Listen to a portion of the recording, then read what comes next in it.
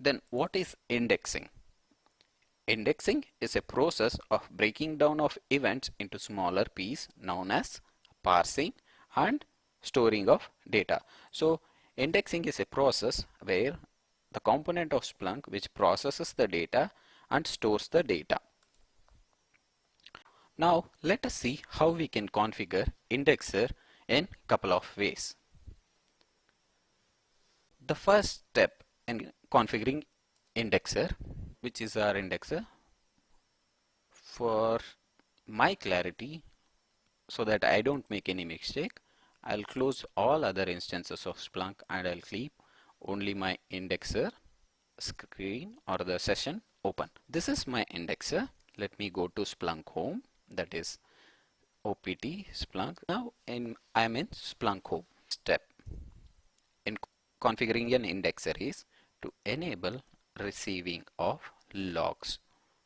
This can be from either AV forwarders or our universal forwarders. Enterprise instance which is not doing anything. First step in configuring or making this component as an indexer is to enable receiving of logs.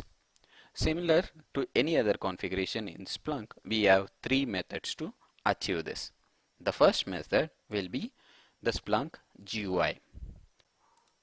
Let us log into our Splunk GUI, or we can also call it as Splunk web instance, which is running under HTTPS. I've already logged in, so it is directly taking me to home page. Once we are logged in, click on settings. You can see forwarding and receiving. Click on forwarding and receiving. Once forwarding and receiving page loads up, we need to configure risk instance installed to act as a receiver. On the configure receiving part, click on add new. It takes you to this page where you just need to specify a port number on which you would like to receive the logs.